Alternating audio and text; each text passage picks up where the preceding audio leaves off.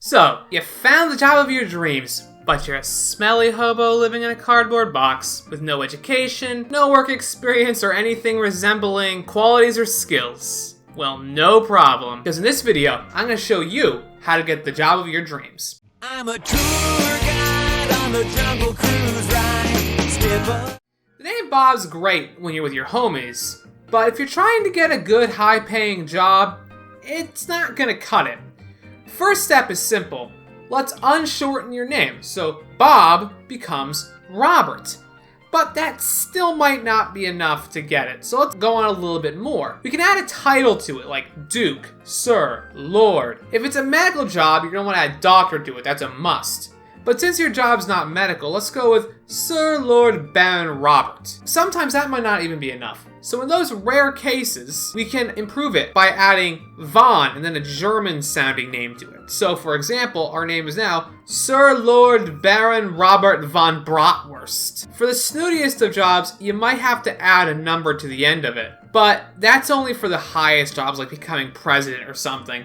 Normally, you don't need to add the number. And keep in mind, if you're applying for a place like McDonald's, calling yourself Sir Lord Baron Robert von Bratwurst V will probably just get you laughed at. Most high-paying jobs have minimum requirements, like a degree or some kind of license.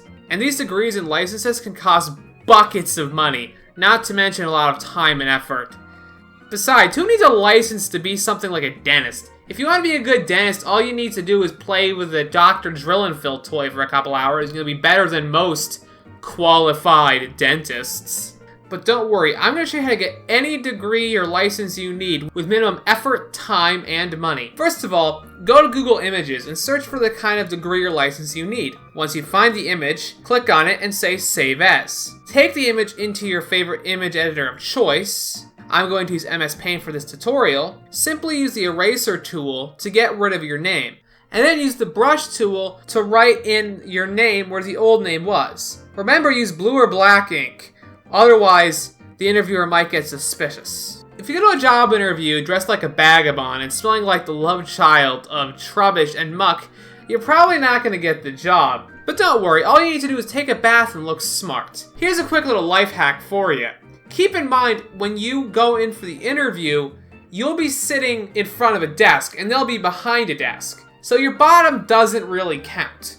Which means those little packs at Walmart where you have the shirt and tie combo are all you need, because pants don't count. How dapper you'll need to appear will depend on the snazziness levels of the place of employment. I organize snazziness levels into 4 categories. You can see what category your job falls into based upon the decor of the waiting room.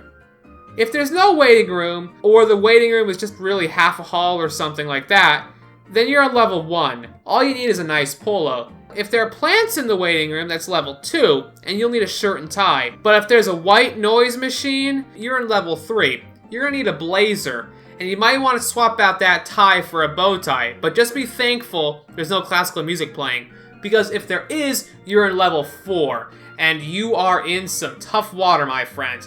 You're going to need a bow tie, plus a fez, and you're probably going to want to wear a monocle and a handkerchief as well. Looking good is important, but it's only half the battle. You are going to need to sound smart too, and the best way I know to sound smart is to use big words, especially words that no one knows. Have a vocabulary worse than a drunk? No problem! All you need to do to sound like a genius is just make up words. It's easy. Just take some gibberish and then add a suffix to it. So, let's say frognog. On its own, it sounds like something a drunk Dr. Seuss would come up with. But all we need to do is add a suffix like Tarianism, and then we have the word frognogtarianism. Let's take a new word like gobgin. Now let's add a prefix to it like poly, and then add thesis as a suffix. So now we have Polygobin thesis. Great, now you sound smarter than Einstein. During the interview, make sure you brag about all your accomplishments. And if you don't have any, just make stuff up. When you make things up, make sure they're realistic and hard to verify.